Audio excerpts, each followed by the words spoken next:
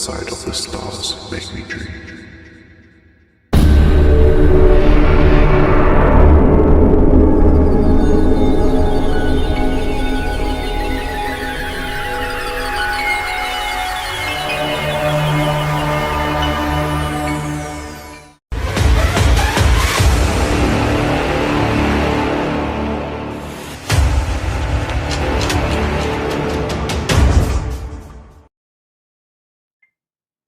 Hello everyone, welcome back to the channel. Thanks for stopping in. Appreciate you being here.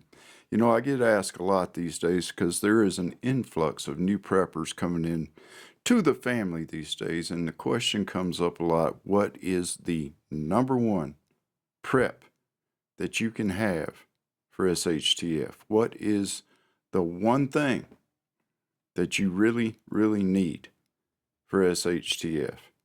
And a lot of people have a lot of different opinions, so I'm going to give you mine. If you look at the thumbnail of this video, it will give you a hint as to what you need to survive SHTF. Now, a lot of people, they look at that thumbnail and they automatically see those badass guns and stuff, and they think weapons and ammo, that's the number one thing that you need for SHTF. And it's true. You do need a way to protect your things. You need a way to defend yourself. So weapons, ammo, very important. Another thing people look at are that cool tactical gear that those guys have got on. That neat carrier, or that infrared, or that ballistic helmet that they have on. They think that is the number one thing that you need for SHTF, is you need tactical gear. And there are other people who will say that food and water. And yes, food and water are very important. They are the essentials of life. You do need food and water, and not only do you need food and water, you need sustainable food and water, because you can stack all the cans of beans that you want. You can stack all the bags of rice that you want. Sooner or later, those things are going to run out, and you're going to need to sustain them. In other words, you're going to start growing your own food. You're going to have to start, raising your own livestock. Food and water are very important, though. So is shelter. It's said that humans cannot survive over 3 hours in very extreme, harsh conditions without proper shelter. Shelter is very important. But the number one thing, I believe, that you need to survive SHTF, the number one thing, are people. Those two people in the thumbnail. That is your number one prep. And I know there's a lot of guys out there, and girls, who think that SHTF hits and they're just going to grab their bug out bag and they're going to head out into the wilderness and they're going to hunt and they're going to fish and they're going to be able to survive that way. And yes, if you are a skilled survivalist, if you know how to make a fire, if you know how to build a shelter, if you can indeed hunt, fish, or trap your food, you will go a long way. But it is not a sustainable lifestyle. All right?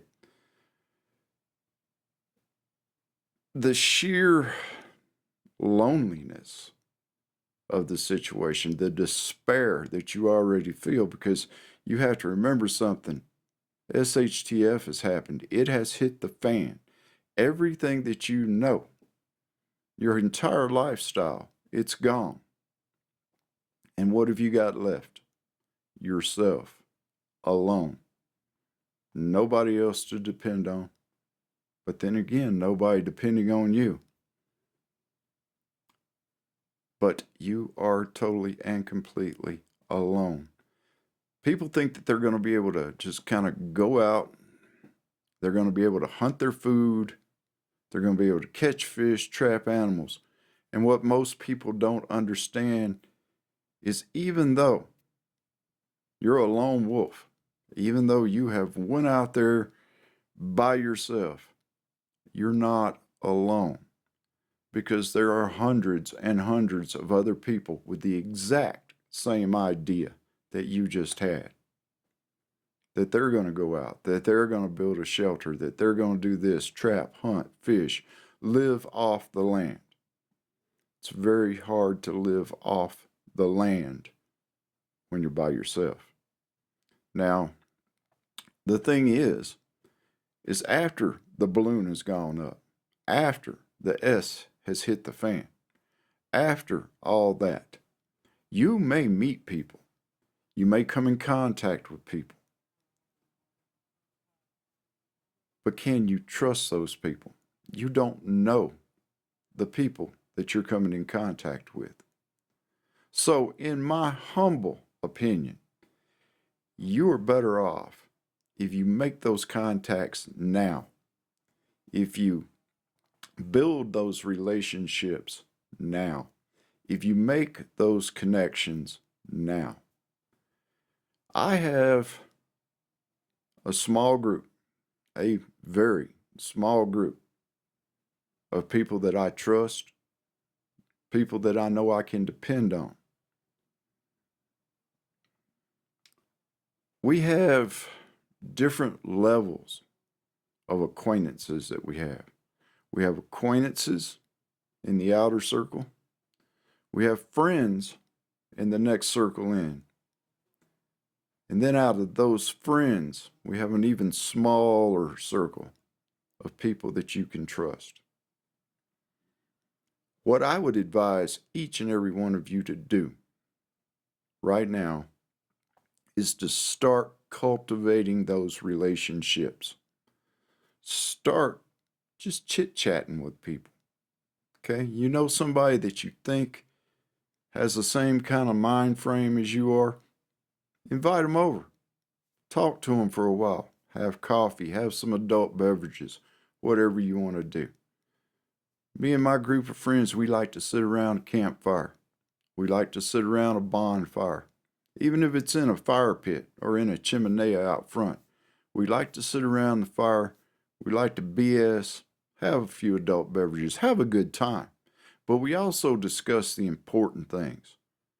You know, we draw up plans of what we're going to do in case something happens. We draw up different plans of what we're going to do in case different scenarios happen. And it's not an overnight process. It's something that you have to work on. It's something that you have to build. It's something that you have to put a little bit of yourself into. And most importantly, and I've said this before in other videos, when you start getting a group, and I'm not necessarily talking about a MAG, a mutual assistance group. I'm not necessarily talking about that. But when you start forming this group, you need to bring something to the table yourself, whether it's your leadership skills, whether it's a talent that you have, another skill that you have, you need to bring that to the table, because you have to be worth something to the group, just like the group is worth something to you. It has to be this symbiotic, big word, huh? It has to be this symbiotic relationship that you have between yourself and this group of people. Now, there is one other circle that I left out, and that is the closest circle, the most intimate circle, your family. You know, if you're out there right now, your family is your number one mag. Your family, your wife, your kids are your number one support group. Now, if you have different opinions, or if your spouse has different opinions with you on prepping, on politics, on anything like that, that's probably not going to be a good fit when the crap hits the fan. Okay? So, and I know, I've heard it in chat. There are a lot of people out there and they are prepping. They know something's going to happen. They've been woke up or awakened. and they realize what the world is and what's going on. Yet their spouse does not believe it, is not on board with it, does not care. So therefore, these people continue to prep by themselves. Now, after the balloon goes up, after whatever event happens, then you're going to have to work out your differences with your spouse, your differences with that son-in-law, your differences with that daughter-in-law, those differences with that uncle or that dad, whatever. You're going to have to work those differences out then. It's better to work them out now, or simply write those people off. Okay? And I know that's a hard thing, that's a tough thing. It's hard to accept. A lot of people can't get a grip on that. But there may come a time to where you have to leave those people behind. There may come a time to where you have to abandon those things, because there may come a time when you completely have to change your mentality, your outlook, your belief structure in a lot of things. You take me for example. I'm I'm pretty much an easygoing guy. I'm always cracking jokes. I'm the fun guy to be around. However, there is a switch in me, and when that switch is flipped, I can turn into one of the darkest human beings that you have ever saw before in your life. So, you have to prepare yourself mentally for what's coming. Once you do that, everything else will fall into place. But you have to get your head on straight. You have to understand that your family comes first. If your family rejects you, then that's on them. Your friends come first, or second, rather. If they reject you, that's on them. And that is why you have that small, tight-knit group of people that you can trust, people that you can follow, people that are like-minded, think the same way that you do. All right? Also, people that have skills, people that have knowledge, and people that respect your skills and your knowledge. You have to have those things. Most importantly, though, you have to have that little circle of people that you can depend on. Because, like I said, a lot of people come up with this attitude that they're going to grab their bug out bag, they're going to snatch up their rifle, snatch up their handgun, they're going to head off into the wilderness, and they're going to survive. If you don't have a place to go, and if you don't have people supporting you, then you are nothing but a refugee that is fleeing from a bad situation. You don't know where you're going. You don't really have a destination. And I'm going to tell you the truth. This wherever you lay your head is your home philosophy will get you killed. Okay? So, you need to have that group of people in place. And it's not like you have to have, a monthly meeting, an official monthly meeting. It's not anything like that. But hey, every once in a while, send somebody a text, give them a call.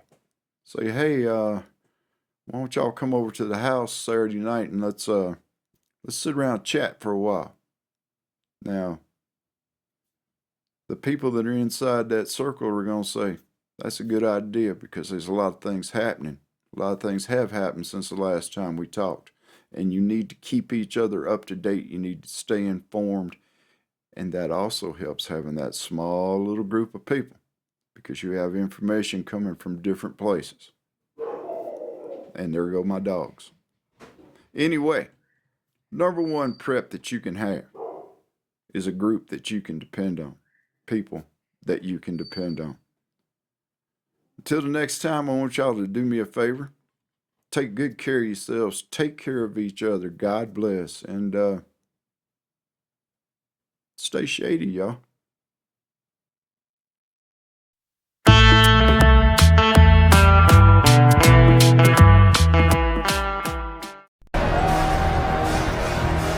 This is where we hold them! This is where we fight! And these shields, boys!